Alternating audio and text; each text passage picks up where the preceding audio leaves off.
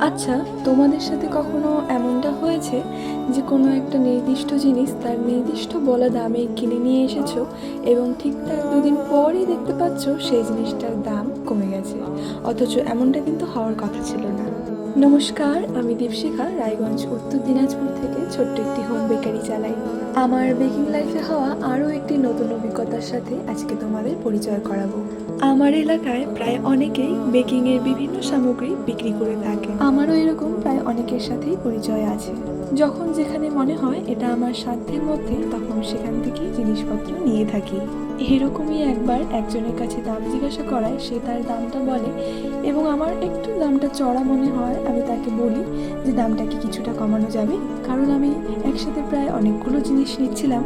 এবং সে আমাকে বেশ কড়াভাবেই উত্তর দেয় যে সে দাম কমাবে না, বরং আমি যেখানে দামে কম পাচ্ছি আমি যেন সেখান থেকেই নিয়ে নিই। কথাটা শুনে কিন্তু আমার বেশ খারাপ লেগেছিল। তিনি হয়তো কথাটা আমাকে ভালোভাবেও বলতে পারতেন।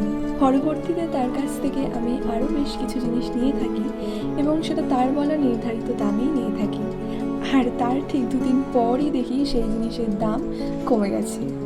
জানি না এটা কি করে সম্ভব, তবে ঠিক আছে, কাজ করতে গেলে এরকম আরও অনেক অভিজ্ঞতা হবে। নিজেকে তার জন্য ধীরে ধীরে প্রস্তুত করছি। আর কাজ আপনাদের ভালো লাগলে পেজটিকে ফলো করে আমার পাশে থাকবেন। দেখা হবে নতুন একটি কাজের সাথে। ততক্ষণ ভালো থাকবেন, সুস্থ থাকবেন।